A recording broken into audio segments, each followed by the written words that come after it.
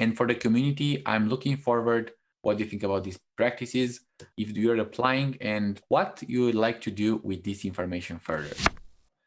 Hello, Mukesh, and welcome again to the part 2. For those who haven't seen the part 1, we are developing the robot. We are taking a dispatcher and performer. And right now in the part 2, we are continuing with the exception handling because we have mentioned a lot in the part 1 about this exception handling. And it's a sensible topic. So I would like to bring back. So welcome, Mukesh. Yeah, thank you, Daniel. Thank you so much. So if you can share your screen. Yeah, I'll do that. Yeah. Can you see my screen? Yes, I can see your screen. And we are having the same processes like previously.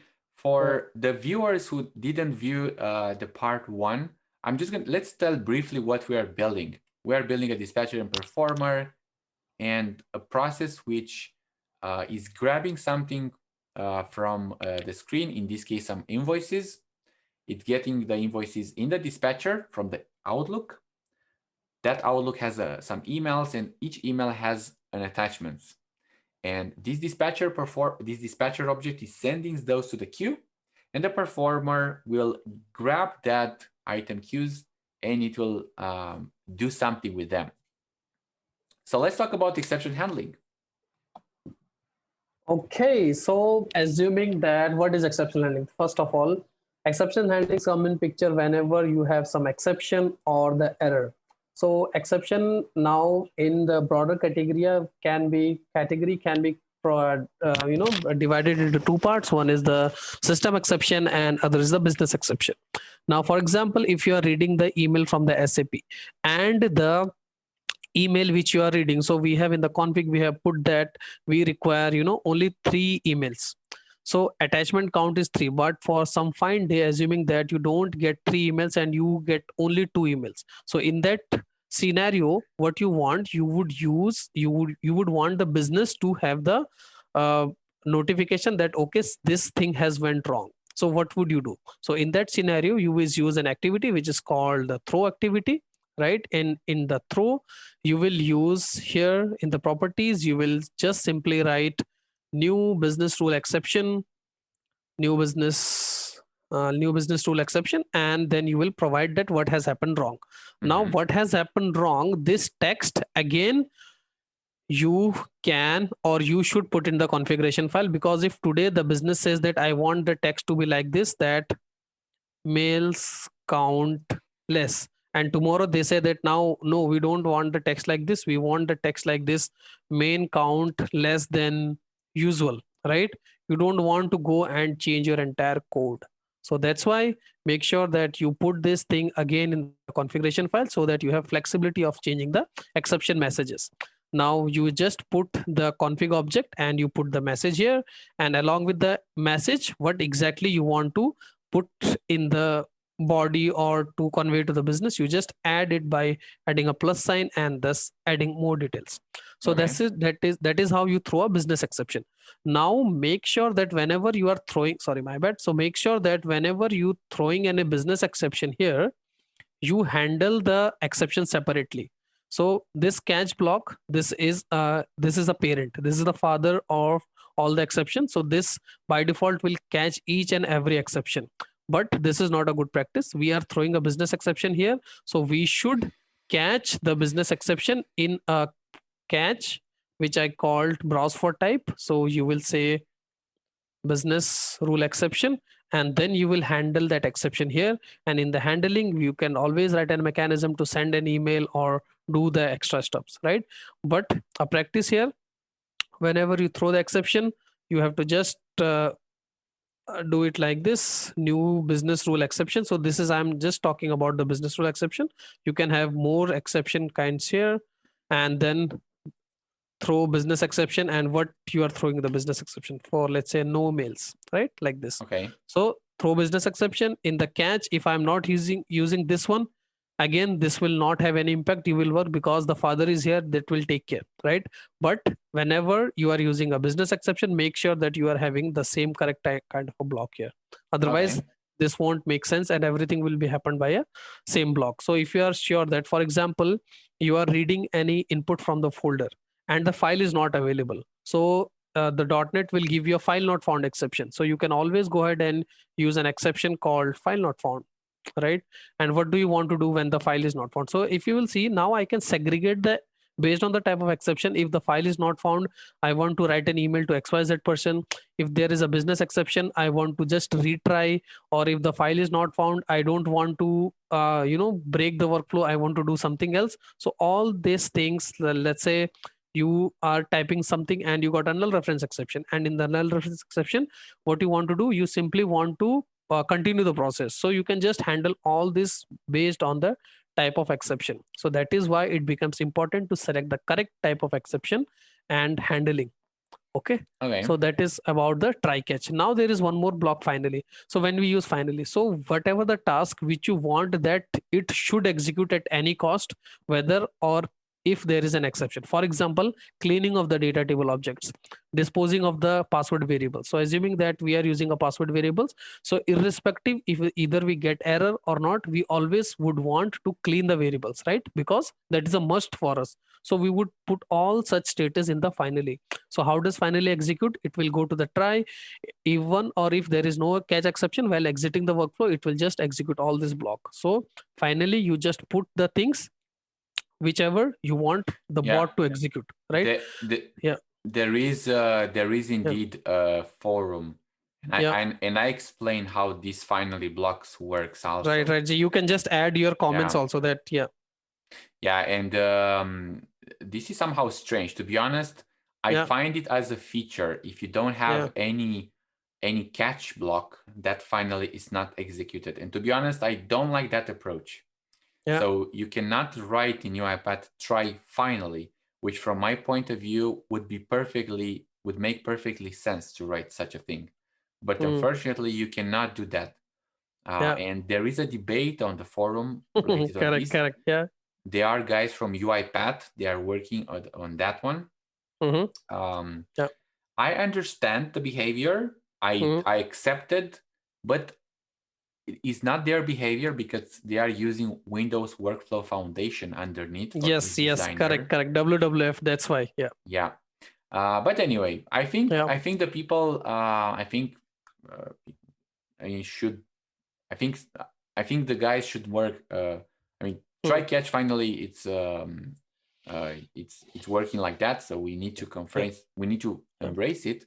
Yeah. But indeed, that's a very good topic. This exception handling that trying to specify, trying to be specific with your exception. But let's talk about, this is more related to the try catch finally. Let's talk about more practice. So let's give some best practices about this exception handling in general. And you mentioned that one new business rule exception, which you are throwing. So you're throwing business rule exception every time when some data or some input is not as you are expected, and you want that the user should make an action, right? Yeah. That's mainly behavior. And the rest of the exception, these are just example. Yeah. And examples, file not found exception. If it's thrown file not found exception, so if reframework catches file not found exception, it will retry that transaction. Let's assume that we're gonna have the automatically try behavior enabled. Correct. Okay. So that entirely depends if you are rethrowing this exception or not.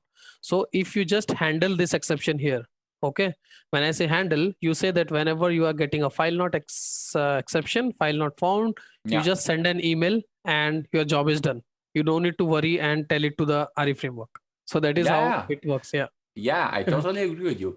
But how about so how the framework works? I think we should know, or I'm gonna assume that our viewers they will know. But let's talk about how when you throw an exception. For me, it's clear when you're throwing a business rule exception, but doesn't happen to throw an application exception. So business rule exception definitely is related to user input.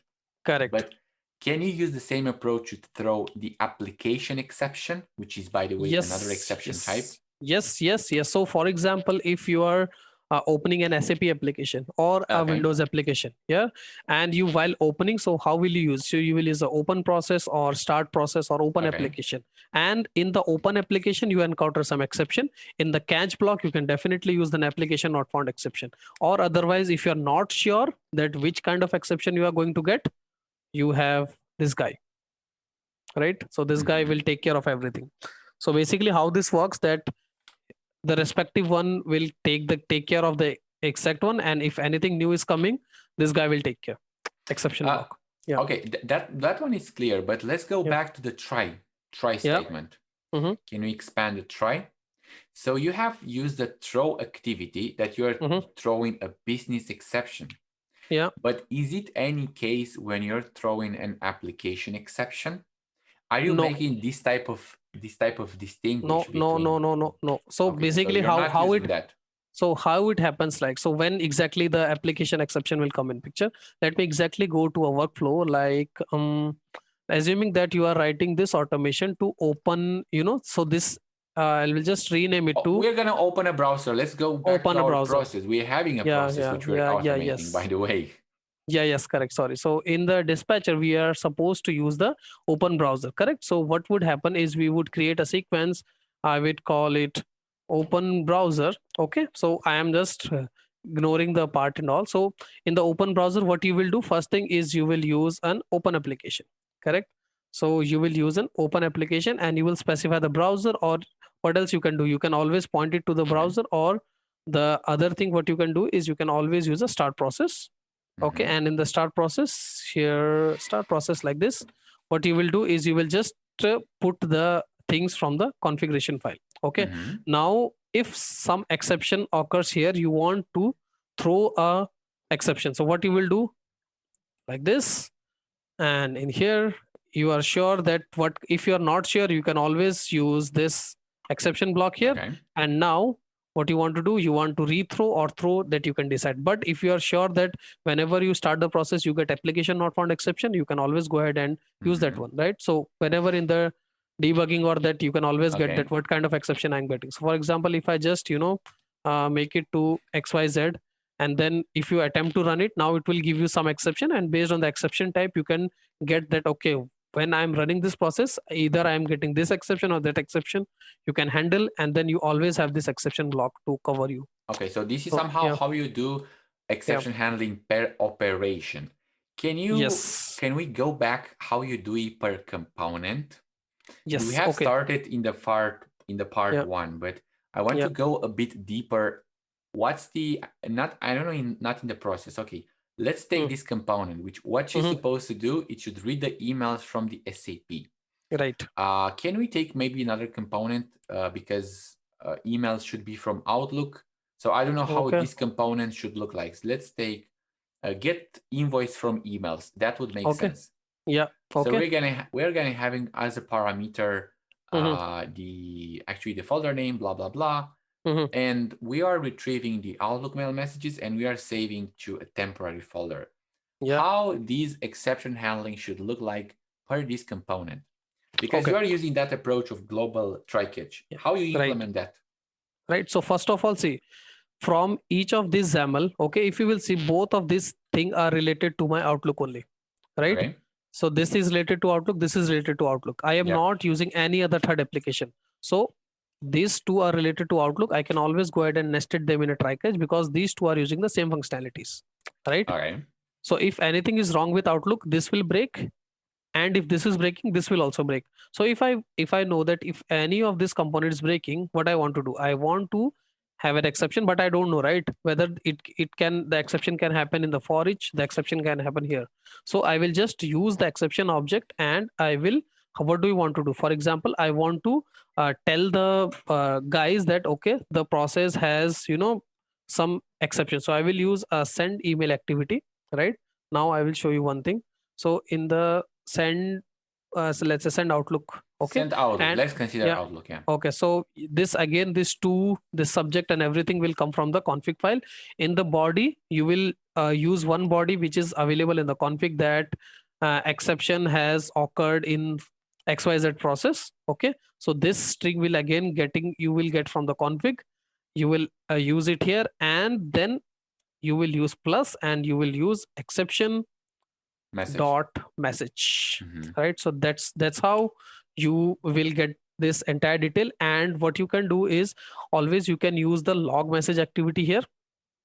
Okay, and in the log you can put the entire stake trace, or you can just, whenever you are writing a custom logs, assuming that you are writing a custom logs, so what you can do in the custom logs, you can always put an error, and you can, instead of just writing exception dot message, you can just put it like this, exception dot toString. Okay, so that will give you the entire stake trace. So as a developer, you don't, if you require the entire thing, that where the exception was generated, what has happened, which was the workflow, you can get all the details here. Okay. Yeah. Okay, so this is how you do. But Yes. what if the get invoices from email? I don't know. Maybe you don't have access to that folder, and you will gonna receive a security restriction. I don't remember exactly the exception, but it's somehow unauthorized exception. Correct. So see, as of that's what I told, right? So if you are sure that both of these exceptions are of Outlook, so I just remember that there is one more of this folder, right? So we were getting the folder type. So file not found exception or something, folder not found exception you will get, right? So what you can do is you can just use one more catch block. Okay, and you can just this one you will get IO not found some exception you will get, and you can just handle it here like this. How you would handle? Let's try to sum up like some production ready code. Okay. I want to be focusing on some real deal here. Okay, so assuming this folder is not available, so the bot will not be able to save the files. So now you would have will not have any space. The disk is full. Correct. Yeah, this disk is full, right? So you don't have any space. Now you want to intimate the business that this thing is not working for you. Now, what, as a fallback mechanism, what you will do, if this attachment is not working, you will have a config a temp path here. Okay, so that would be your next fallback mechanism for this scenario. You will have a temp path which would be on a shared drive, assuming that this is a shared drive which is supposed to have access, but we are using this shared drive only in case of exception. So you will try in the catch to get those shared drive, and if that is not happening, then you will straight away stop the process. You will just log a message, you will write an email saying that, okay, I tried to put the file on your desktop, this was full, I tried in the shared drive, that is not accessible, process is getting stopped, and you will just, now you have to, and now you want to stop the process, right? So if you want to stop the process, you will just have to rethrow the error to the main flow, otherwise it won't stop. So this is important. Okay, so what you're trying to say, let's say if we don't have any space to the disk, you're trying to resolve somehow somehow, in this case having the disk full, I don't know how you would resolve that. Right, so that's why, see, everything as a developer you can't resolve, right? It's not, if you should not resolve everything, because let's say you don't have any permission. So the exception is not file not found exception, it's unauthorized exception. So you're trying to write on a file which doesn't have any right. So then it will be handled by this guy, and it will send that exact exception. So if, see, all whichever exception you know, you are going to handle. You are not using the rethrow here. Right. So that is how, if you want to stop the process, you just rethrow. If you don't want to stop the process, you just ignore the rethrow. So that is the simple. So per your, I'm gonna make your how you will resolve this. So you are recommending as a best practice a try catch, which is per component, and you identify the catch blocks that you want to implement specifically or not. At least you're gonna have the exception catch block, any exception, and you're gonna handle that exception, and especially is related to logging. You're gonna send an email, blah blah blah, and you will eventually rethrow. Am I correct? Yeah, if you want to stop the process. If you don't want to stop the process, or you want to just log the exception and continue to the next step, right? So then you don't rethrow. Okay, so that's definitely up to you. And in the try scope, you're putting what this scope does, which like does.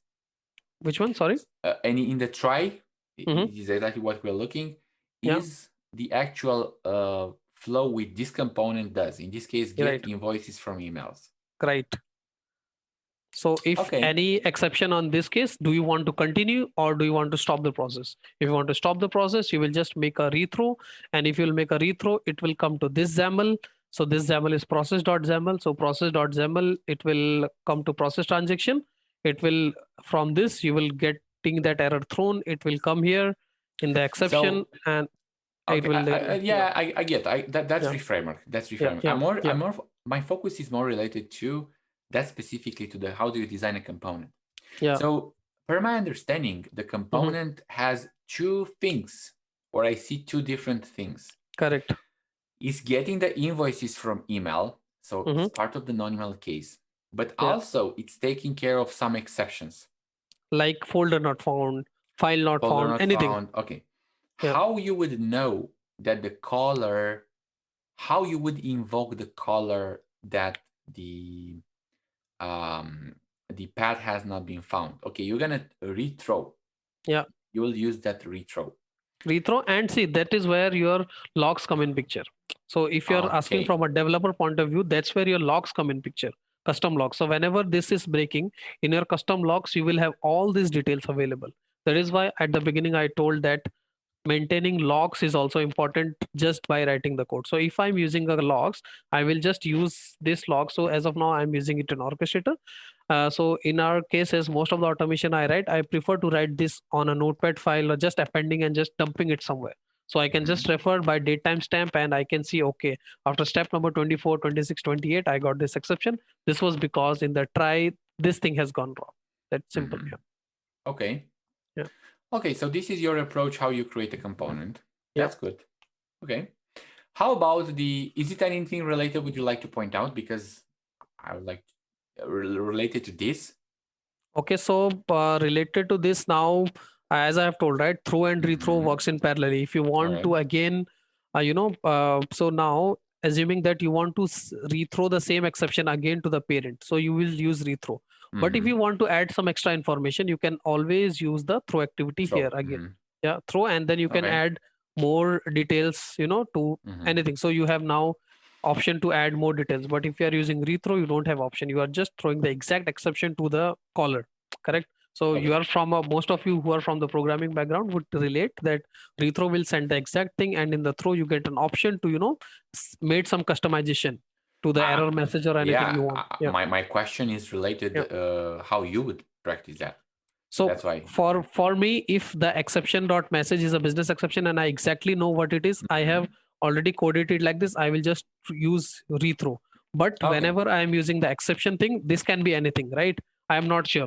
So then you would probably want to add more details like assuming the file name, which was the file name which has called exception, or which was the folder path you were trying to access for that matter. Okay, I get that. Yeah. How about the global exception handler? Okay, so global exception handler actually you started something to discuss in the previous part. Yes. So see, if you are using exception handling like this, try catch, then this is of no use. I tell you frankly. If you are using this component wise exception handling, then this is of no use. So if you just open this workflow, what this workflow does, first of all, you can have only one global exception handler per project. You cannot have two global exception handler, right? So most of my cases, I use the exception handling approach, which we were just discussing. But I have used in some of the projects where it was a small linear process. What actually happens in this, whenever there is any exception which is encountering in the entire process, okay, the exception or the control is getting passed to this XAML, and here you decide what you want to do. Do you want to continue, do you want to ignore, or do you want to abort? So this is the same set of things which you get when you debug any application. So for example, if I just put a debugger here, any exception come, what you want to do? You want to continue, ignore, retry, or abort, right? So these are the same set of things which you get when you get an exception. So but in case you are using this kind of exception, this thing would really won't help you because you are handling all the exception in your catch here, right? Because you are handling everything here. So per my understanding, you are not using in the same project type this type of approach, try catch, and the global exception handler. Correct. And which one do you prefer to use most and why? This one, because this gives me a better flexibility and the control. Okay, so you're Yeah, for this try catch per each yeah, yeah, component, yeah, yeah, and global exception handler, it's most related. I don't know yeah, which. yeah, yeah. So see, Okay. I'll tell you the reason, Mm-hmm. because it will give each and everything to you, right? Now it will try, retry the entire thing or the ignore one. But if I have to do, small customizable kind of exception, that if this is happening, you want to do this, so that is difficult to manage in this guy, right? So you can easily handle it here. So that's why I do it. So maybe you can tell me how, what is your experience on this one, global To be experience. honest, I have Yeah. never used it. Okay, okay. So So, I have, yeah. and I have create Yeah, very yeah. large robots. Hmm. Uh, I know what global exception handler Yeah, does, yeah, yeah, yeah. but I have never felt the need. The youth, Let's say correct, the exactly. need. Yeah, Yeah. same thing, right? I think it's a global exception handler if you're lazy enough and Okay. you just want to Hmm. have somehow a behavior which Yeah, doesn't involve too much pain for you. yeah, Yeah, yeah. you can definitely use that. Correct. Yeah. Yes, that would be that would be the That good would to be a see. good Yeah. use case. Yeah, Yeah. good to be. Actually, yeah. Okay, so that's a lot of things which I have mentioned here. Now, Hmm. something which I see you have mentioned previously is related to logging. Yeah. Because you said logging should be a balance, and totally agree with that. But how do you keep that balance? Okay. So how do I keep that balance? So first of Yeah. all, Or how do we you do log. logging? How do you do Okay. logging? Okay. So first of all, so one logging approach is definitely one which where we use the log messages. Okay, so where we Mm-hmm. use the log messages to just drag and drop the activities like this, and what is the happening is this: wherever you log, this is going to the orchestrator. The other thing is that you want to create a custom logs. So the custom logs are definite kind of a log which you put on a text format, and just you keep appending each and every stuffs that the bot is performing. For example, if we talk about our example in this scenario, what will happen? The logs will say open email was successful. It has read 215 emails. Out of 250 emails, 5 were successful, 6 were having attachment, 3 email downloaded, all those Mm-hmm. things it will log, right? But now there are some of the best practices that comes into logging. You don't want to log the information which is not necessary for you. For Okay. example, why are you keeping the logs? Why are you making the logs? You are making the logs because in order you can debug, or just in case you want to backtrack something. There is no point in putting the entire stack trace or entire the data table. So assuming that you are having scraping some of the data from the website and you are putting all the data in the logs, that would make no sense. Rather, you would just like to put the data which is causing you exception so that you can backtrack, go to the website and see. So more is less. So you don't want to put less so that you are not able to get anything. You don't want to put more of the data so that you are getting lot of information and not getting the relevant one. Now an important thing that comes while logging is that you don't log sensitive information, the paths, the credential, the Mm-hmm. Okay. business things, the anything in the logs, because these logs are for the developer purpose. You don't put, assuming that the business figure, that $350 million, $600 million, the username and anything. You don't put like bot is trying to log in with this username and the you are just putting the username in the logs. Strict no. Put the information that is restricted to you and your code and your debugging. You are not going to put the sensitive information. I hope you all of us understand what a sensitive information and the data is, right? So that is how the logging works in parallel. So Mm-hmm. yeah, that is all about the logging. Yeah. Okay. And you have, is there even a rule? Because I don't think we have covered the ifs and the Yeah. nested ifs. Yes, let me show it to you. How So about the nested ifs or versus mm, switch? okay, let me just open sequence for that matter. Okay, so assuming that I have to write an automation, I will Yeah. just give an example. Okay, that if it is Sunday, you Yeah. have to type 1. If it is Monday, you have to type 2. If it is Saturday, you have to type 3. Okay. It's Friday, so Yeah, what should anything. we type? We should type Okay. weekend. Yeah, we should type weekend for that matter. If it's Saturday, then type weekend. Okay. So two approaches. One thing is you just go ahead and take a if activity. Okay. You write the condition, one more if activity. You write the condition, one more if activity, and you write the condition. Okay. Lengthy workflow, difficult to manage, more number of code, right? But if you will see, the only thing changing is this guy. In such scenarios where you have a enum kind of things, when I say enum, it's a kind of enumeration which is having the values like 1 2 3 4, or Sunday, Monday, Tuesday, Wednesday, or January, February for that matter. What you can do, instead of using the if or the nested if like this is also not recommended, that if and then if like this, right? Instead you would just would like to extract this as a workflow that I Mm-hmm. told in the beginning, and then you use it separately, right? Okay. Other alternative which is provided is called a switch.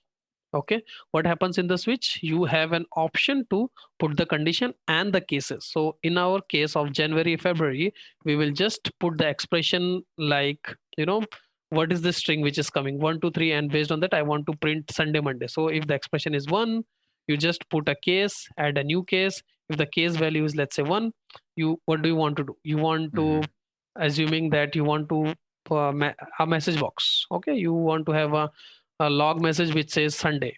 So like Okay. that way, if the case is 2, what you want to do? So now if I ask you which one was better, this one or that one, this one gives you more readability, control, Okay. right? So nested if versus the switch. If you can extract the workflow, but if you are having something like this where you are having multiple it but that is enumerating, you can always use a switch statement like this.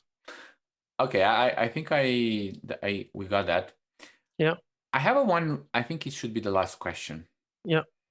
What are the best practices for source control? How do you Okay. use source control? What are users control? How do you avoid conflicts? How do you manage conflicts? How do you do the code review in your Yeah. company? Okay. So basically, This is very not less, very, this is not very, more related to development. I mean, it's still yeah. related to development, but Yeah. more related to working in a team. Yeah.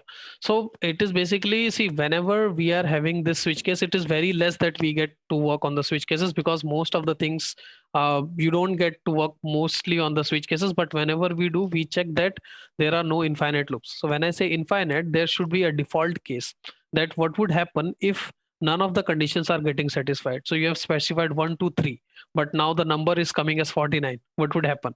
Right. Okay. So the best practices would be, again, whenever is happening and the what is written inside the case, so you just validate. And if you're putting a try catch on the switch block, right, then what would happen if, let's say, you have given an expression 1 here, you are getting an exception inside the this one, this block, how the bot should behave. So whenever you are using it, you should be very much aware of what exactly you want from the switch case. And if you Okay. have, and if you should also think about that, what would be the scenario when the expected inputs are not coming. So that is the thing, so that is basically handled by the default case. But yes, so default one will always, give you that what happens when 1 2, and if any other thing is coming XYZ, it will take care of that. So that is Mm-hmm. some of the best practices. Others means I have not very much used switch case, so Mm-hmm. that is Okay. how it is. Yeah. Okay. So thank you for this. Thank you, Mukesh, for accepting this invitation. Okay, thank you, thanks, Daniel. By the way, we didn't finish the project. I think we have covered. We have switched from the project. Should we somehow wrap? Because we have started our discussion from this project. Okay. Okay. So let me just wrap up. Okay. So, So yeah. Mukesh, I think the switch I see as a good approach on our performer, because if we're gonna switch to Notepad when we have stated our process that we want to automate, you have said there the invoice is US, you're gonna do that, India, Yeah. you're gonna do that, and so on. So I'm gonna Yeah. assume that the Yeah. invoice data, India, US, it will be inside the switch, and then you're gonna intro Correct. the flow. Correct. That's perfectly. Yeah. So I think we should be done with this input of the data. Let's Yeah. try to wrap up everything so Yeah. we can sum up how this process would look like with all of these best practices. We have showed Okay. the folder Yeah. organization, the cleanup, the switch, how it should look like. Okay, so the dispatcher would just add the items to the queue. You have Yeah. everything in the performer. In the performer, you are just going to read the emails. In the open browser, we have seen that we are Mhm. getting everything from the configuration files. The asset is again stored in the config file. It will give you user ID and the password. After using the password, we are disposing the password. Then in the input, we have seen that how we can exactly use the so, delay before, delay after, all those activities. What the things you have to do in the UI automation. Then for this, we can always go ahead and use the switch case. Once this switch case is already written, what we have to do is the end, we have to just save the Excel. Now again, how do we save the data? We, for saving the Excel, we just require a path. This path again can be coming from a config file or the document, like the way we stated. Now at the end-to-end execution, what will happen? This now comes to the scheduling, that how exactly this will run from the orchestrator. So from the orchestrator, you can have two type of scheduling. One is the time based or the queue based. So Mhm. when I say time based, you can just schedule this dispatcher at 8 a.m. and you can schedule this dispatcher at 12 p.m., anything, right? Or you can just have a queue based scheduling, where whenever the item is added to the queue, you just trigger the performer. So that Mhm. is how the scheduling will work, and your bot is in production. Okay. So Yeah, this is pretty much it. yeah. You would create the performance as an attended or an unattended robot. Unattended, because we Okay. are nowhere using the any of the, see, if you will see, I Mhm. nowhere require the human interaction or the human attendance, right? So I don't Okay. require anything. Everything can happen in the background. So if there is a case where you require something, where you require human intervention, for example, let's say for invoices India, you want to have the user to dial a phone and call someone and ask for some details, right? Mhm. So in that It's not scenario, the you, case. yeah, that's not the case. That's why Yeah. it would happen, the, it will go by the unattended mode. Yeah. How you would implement such a solution? How you would make the setup? So the Yeah. dispatcher should be attended, should be in let's say somewhere at the office. The performer should run on the cloud, should run in a Docker, should run on a virtual machine. Should be how you would make the connection to orchestrator, because Yeah. UiPath, by the way, have changed a little bit this Yeah. connection So as of previously.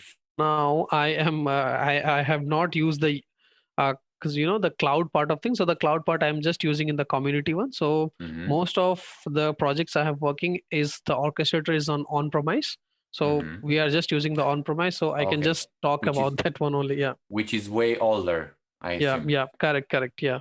So if it can be on cloud, so see, frankly speaking, I cannot comment on how the structure will look like on the cloud, but definitely I can tell you Hmm. how it would look like on an on-premise. So you would have two robots, one would for the dispatcher, one would for the performer. You Hmm. can, for the performer and for the dispatcher, you can have multi robots. So as of now, if you will see, we have only 6 invoices. What happens tomorrow, it increases to 23, 24, Hmm. or the number of transactions all increases. Then you can, with the help of orchestrator, you can deploy it on single robot, multi robots. Then you can always decide that when to scale up the And robots, when not o- to. Yeah. okay, so you will again have one computer with Windows that it will run the performer, right? That should be Yes. the Right. worker. Okay. Right. So basically, there is a concept of high density robots also, that also you can utilize. So high density robots means a server machine that is having multiple instances of robots, multiple robots working on Hmm. same processes, like that. Hmm. So Hmm. that all entirely depends I on. haven't I Yeah, haven't worked with that one also, but indeed I yeah, know yeah, that you it can just is. have a read of the high density robots. It's a pretty interesting thing. Yeah. Mhm. Well, that's a very good knowledge from your side, Mukesh. Thank you. Uh, Thanks for your patience and for the fact that you have told how you would implement this process, this example process using the best practices. I really think it's way valuable, and I'm looking forward maybe some challenges. Maybe we could go this discussion further. I don't know, Yeah. somehow I'm looking forward from the community Yeah. some suggestions, Yes. because in the end we're making these videos for them. Correct. And happy to see, means if somebody is not finding, or somebody have a different opinion, always happy to jump on a call and discuss. It's always we are learning, right? I'm not saying that these are the correcting, but if someone is, suggesting something, always happy to accept the feedback. Yeah. And I'm gonna be honest with you. Some Yeah. of these best practices, I'm not using. I'm not a fan of them. Yeah. Yeah. And I can mention, for instance, one of them is Yeah. then related to naming with Yeah. putting the type in front of the variable. Okay. I'm not a fan of that. Mm-hmm. And also, I'm not a fan of putting out and in front of the arguments. It's something which I Why? don't do. Why? Means just a reason why. So I try to be consistent. I don't see any reason why, because a variable, it's I mean an No. See, argument. I can. So we are not fighting. Okay. First of all. Yeah. No. So see, why? What is the benefit of? Okay, I agree on the variable part, but for the argument, see, now if you'll see, I have to import the arguments here, right? Mm-hmm. How? If I have, so you look at this one, right? So Yeah. in and out, right? So basically, what we try to match with this guy. That is the only thing. Apart from that, yeah. No, the fact. So the reason I'm not using in the name the in and out for the arguments is that it's duplicate information for me. It's anyway I know. It's I'm seeing in the direction. I'm seeing this window when I match it.